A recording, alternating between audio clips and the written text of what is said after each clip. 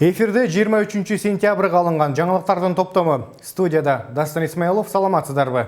4 октябрда өтө турчу парламенттик шайлоого жалпысынан 16 партия атсалышууда. Парламентке өтүү үчүн канча добуш алуу керек? Орус-казак чегарасындагы кыргызстандыктарга Казакстан аркылуу өтүүгө уруксаат берилди. Сузакта эски лицейдин имараты 15 миллион сомго оңдолуп, элдин акчасына бейтапкана ачылды. Ушул жана башка жаңылыктар менен алдыда кененирээк тааныштырабыз.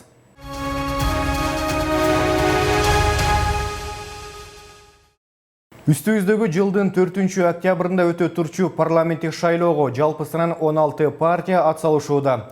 Бирок жогорку кеңешке өтүш үчүн ар бир партия кеминде канча добуш топтош керек? Мыйзамга ылайык депутаттык мандатка ээ болуш үчүн жалпы добуштардын кеминде 7% алыш керек. Ошондой эле ар бир облустан Бишкек жана Ош шаарларынан алган добуштар 0,7%дан кем болбошу зарыл. Бул маселе биринчи кезекте шайлоочулардын добуш берүү процессине көз каранды. Алдыдагы шайлоого канча адам добуш берет азырынча белгисиз. Эгерде мурдагы шайлоо учурундагы добуш берүүгө катышкандардын санын алып карай турган болсок, анда 2015 жылы 2,761,297 шайлоочу катталса, анын 59,3% гана катышкан. Тагыраагы 1,630,125 адам добуш берген. Анда республика боюнча 7%дык чек болжол менен 114 миңди түзгөн эле. Ал эми бул жылы болсо жалпы шайлоочулардын саны дээрлик 20%га көбөйгөн. Тактап айтканда 3,465,111 шайлоочу катталган. Анын 7%ы 130 миңди түзөт. Бирок бардыгы шайлоого катышат дегенден албетте алыспыз. Буга чейинки шайлоолорго салыштырмалуу бул жылы дагы болжол менен шайлоочулардын 55-60% шайлоого катышса, анда ар бир партия үчүн 7%дык чек 133,145 миң добушка барабар болот. Жыйынтыгында 2015 жылга караганда 20 миң добушка көбөйгөндүгүн байкоого болот. Эгерде 4 октябрда шайлоочулар көбүрөөк келсе, анда босого чек мындан дагы көп болушу мүмкүн. Ал эми регионалдык чек боюнча 0,7%дык добуш алуу ар бир облустун шайлоочуларына жараша болот. Эң аз делген Нарын облусунан болжол менен 800 добуш, ал эми эң көп делген Ош облусунан болжол менен 3000ге чукул добуш алуулары шарт. Жалпысынан мына ушул чектерден гана өткөн партиялар гана парламентте мандатка ээ болот.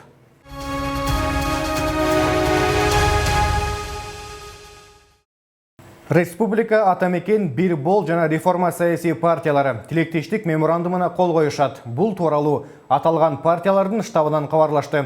Жогорку кеңешке шайлоого катышып жаткан саясий партиялардын өкүлдөрү коомдогу нааразычылыктын өсүшүнө байланыштуу. Шайлоочуларды массалык түрдө сатып алуу жана бийликчил партиялар тарабынан административдик ресурс колдонуу коркунучун түшүнүп, таза жана акыйкат шайлоо үчүн чечкиндүү күрөшүү ниетин билдиришет. Алар таза, ачык жана акыйкат шайлоону камсыз кылуу максатында меморандум аркылуу тилектештигин билдиришти. Тилектештик меморандумуна кол коюу 23 сентябрда өтөт. Ага партия лидерлери, ар бир партиянын 10 өкүлдөрү жана жалпыга маалымдоо каражаттарынын өкүлдөрү катышат.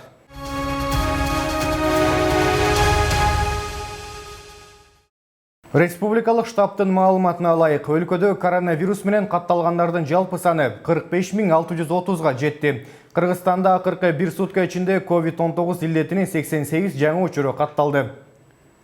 Бишкекте 9, Ош шаарында 1, Ош облусунда 24, Баткен аймагында 29, Жалал-Абад жергесинде 8, Нарында 1, Талас облусунда 3 учур, Чүй өрөөнүндө 8, ал эми Ысык-Көл облусу боюнча 5 учур катталган.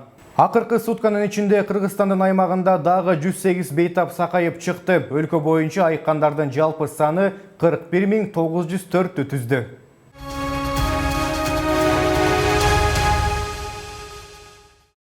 Бишкек менен Ташкент шаарларынын жетекчилери соода экономикалык жана маданий гуманитардык тармактарда кызматташуу боюнча келишимге кол коюшат.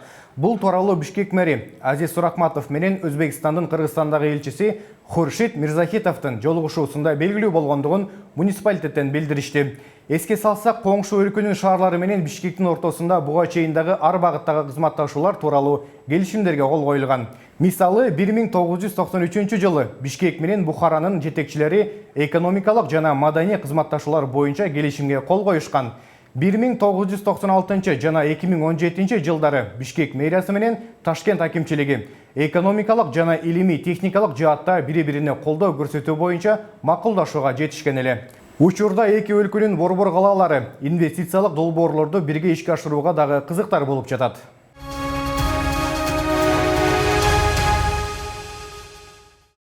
Казакстан-Орус-Казак чегарасында топтолуп калган миңдеген кыргызстандыктардын өз аймагынан өтүшүнө уруксаат берди. Бул тууралуу Кыргызстандын Тышкы иштер министрлиги 23 сентябрда билдирди. Маалыматка караганда, Кыргызстандын Орусиядагы элчилигинин кызматкерлери азыр жарандарды Башкыртстандан Солилецке шаарына, андан ары Орус-Казак чегарасынан өткөрүү боюнча иш жүргүзүп жатышат. Чегарадан өткөндөн кийин кыргызстандыктар автобустар менен сапарга чыкмакчы.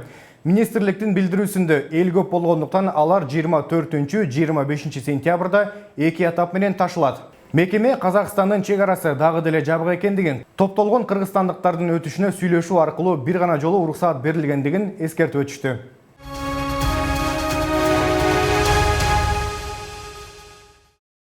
Сузакта эски лицейдин имараты 15 миллион сомго оңдолуп, аймактык оорукананын жугуштуу илдеттерди дарылоо бөлүмүнө айландырылды.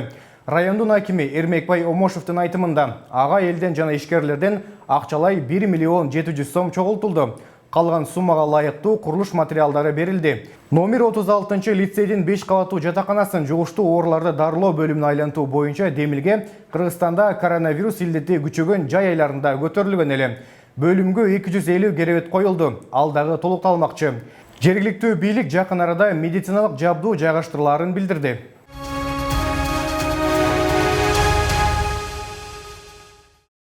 Жогорку сот Азия News гезитинин апелляциялык арызын 23 сентябрда карады. Анда Бишкек шаардык сотунун буга чейинки чечими күчүндө калтырылгандыгын гезиттин коомдук жактоочусу, жарандык активист Адил Турдукулов билдирди. Анын айтымында, жогорку соттун чечимине ылайык гезиттин жетекчилиги ички иштер министри Кашкар Жунушалиевке 300 000 сом төлөп берүүгө милдеттендирилди. Быйыл 26 февралда Бишкек шаардык соту гезитти министрге 300 000 сом доо төлөп берүүгө милдеттендирген чечим чыгарган эле. Басылманын редактору Аслан Сартбаев жана жактоочулар буга макул болбой жогорку сотко даттанган. Жогорку соттун 23 сентябрдагы чечими акыркы жана ага каршы даттанууга болбойт. Белгилей кетсе, Кашкар Жунушалиев Азия News'ту 2019 жылдын 25 апрелинде жана 16 майда чыккан сандарындагы макала жана коллаждар үчүн сотко берген эле. Гезиттеги материалдар ар намысыма шек келтирди деген негизде 5 миллион сом өндүрүп берүүнү өтүнгөн.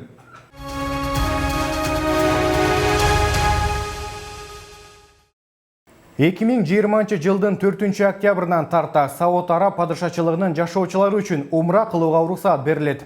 Бул тууралуу Саудия кабар агенттигинин маалыматына таянып, Кыргызстандын муфтиятынын басма-сөз катчысы Максат Атабаев маалымат каражаттарынын бирине кабарлады. 4 октябрдан тарта умра жана Аль-Харам мечитине баруудагы чектөөлөр акырындык менен алынары айтылды. Чектөөлөр дүйнө жүзүн каптаган COVID-19 илдетинин алдын алуу максатында киргизилген эле.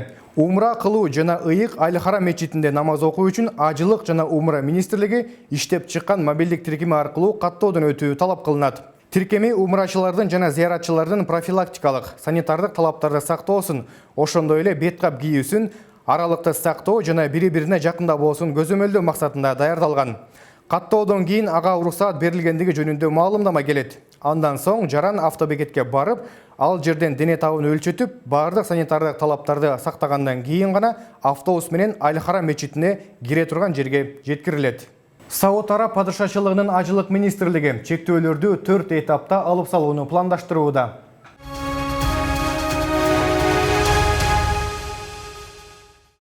Нобель комитети быйыл сыйлык тапшыруу аземине түзөтүүлөрдү киргизди. Уюштуруучулар физика, химия, адабият жана медицина жаатындагы сыйлыктар коронавирус пандемиясынын айынан аралыктан өткөрүлө тургандыгын билдиришти.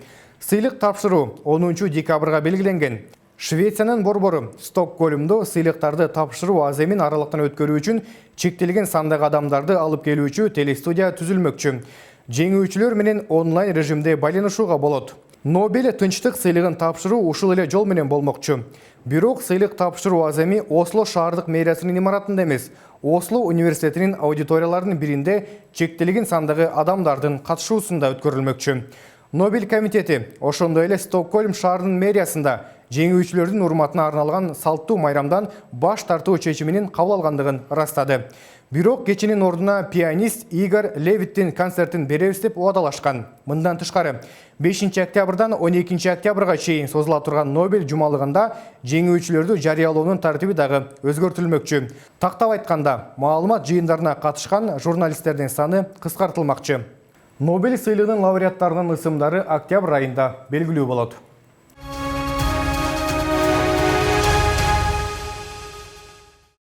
Испанияда триатлон боюнча Сантандер 2020 мелдешинде күтүүсүз окуя болду. Анда Джеймс Тигл аттуу англиялык спортчу чуркап баратып, финишке аз калганда жаза басып, жээгиндеги тосмолорго сүзүлүп калган эле. Ал бардык спортчулардын ичинен байгелүү делген 3-чү болуп келе жаткан. Бул учурда анын артында келе жаткан испаниялык спортчу Диего Ментрida андан ашып өткөн. Бирок марага жетерде ал токтоп, англиялык спортчуну кое берген. Мындай кадамын спорт сүйүүчүлөрү чыныгы адамдык сапат деп баалашууда. Ал эми Диего Ментрida мындай кадамын кийинчерээк журналисттерге берген маегинде ал бардык аралыкта менин алдымда келе жаткан. Мен анын жаңылышуусунан пайдаланып, жеңүүнү каалаган жокмун деп билдирген. Бирок мындай кадамды уюштуруучулар дагы баалабай коюшкан жок. Эки спортчуга тең 3-чү орун үчүн сыйлыктарды тапшырышкан.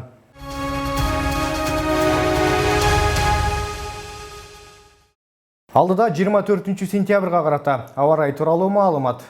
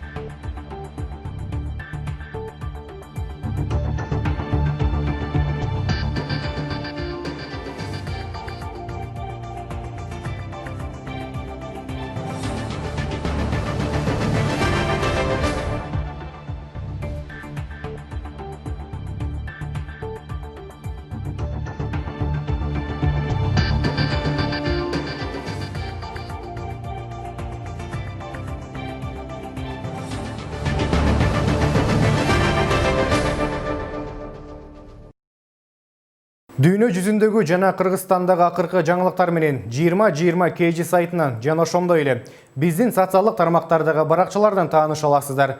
Кийинки эфир аркылуу амандашканча сак саламатта туруңуздар.